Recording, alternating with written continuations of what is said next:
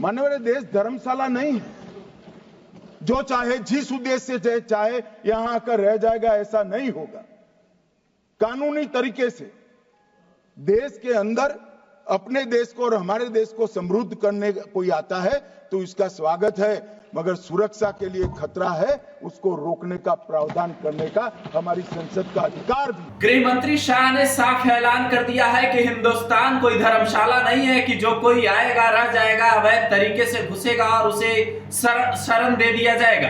गृह मंत्री शाह का यह ऐलान साफ बता रहा है दोस्तों कि रोहिंग्याओं और बांग्लादेशियों पर बड़ी कार्रवाई होने जा रही है। शहर दर शहर कार्रवाई तो हो ही रही है, लेकिन ये जो 8 तस्वीरें आप देख रहे हैं, ये अब तक का सबसे भयंकर खुलासा है। दरअसल ये मुंबई पुलिस ने रफीक नगर इलाके से इन 8 बांग्लादेशियों को पकड़ा है, जिनके बारे में ये खबर मिली थी कि ये लोग ट्रांसजेंडर बनकर लोगों को लूटते पाटते थे और वेश बदलकर तमाम तरीके के गलत कामों में लिप्त थे, जिनका खुलासा पुलिस के सामने जब हुआ तो पुलिस के भी पांव तले जमीन खिसक गए। ये पता चला कि ये बांग्लादेशी बॉर्डर से जमीन के नीचे से तारों के सहारे हिंदुस्तान की सीमा में अवैध तरीके से घुसे थे, जिसका खुलासा होते ही हर तरफ हड़कंप मच गया और हर कोई यही सवाल पूछ रहा है कि जब सीमा पे अवैध तरीके से ये लोग आ रहे हैं तो फिर सीमा पे सुरक्षा व्यवस्था क्यों नहीं बढ़ाई जा रही है, बाड़ों और फेंसिंग का काम क्यों नहीं किया जा रहा है। जिसका जवाब गृह मंत्री अमित शाह ने सदन में दिया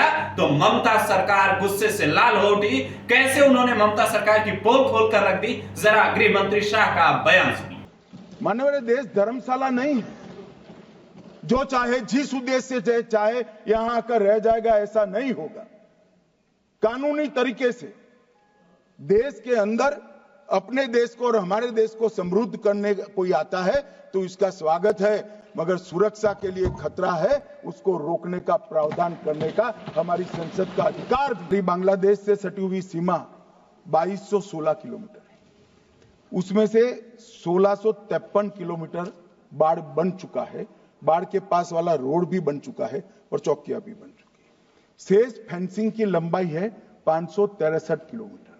563 किलोमीटर सीमा आज भी खुली है और शेष फेंसिंग जो 563 किलोमीटर है उसमें 112 किलोमीटर फेंसिंग ऐसी है, बॉर्डर ऐसी है जिसमें बॉर्डर फेंसिंग व्यवहारू नहीं, नाले हैं, नदियां हैं, ऊंची नीची पहाड़ियां हैं, जहां 112 किलोमीटर में फेंसिंग हो ही नहीं सकता और 450 किलोमीटर जहां फेंसिंग होता है वहां बाकी है। अब मैं वो बताना चाहता हूं कि क्यों बाकी है। ये 450 किलोमीटर के लिए मान्यवर मैंने डीओ लेटर लिखकर 10 रिमाइंडर करे हैं, बंगाल सरकार भूमि नहीं देती। 150 किलोमीटर के लिए गृह सचिव बंगाल के मुख्य सचिव के साथ 7 मीटिंग करे, ये भूमि नहीं देते हैं। मान्यवर जहां फेंसिंग लगाने जाते हैं, सत्ताधारी पार्टी का कैडर आकर हुड़दंग करता है, धार्मिक नारे लगाता है। और मान्यवर मैं कहना चाहता हूं कि ये 450 किलोमीटर फेंसिंग रुकी है तो केवल और केवल बंगाल सरकार की दया की दृष्टि घुसपैठियों के पर जो है, इसके कारण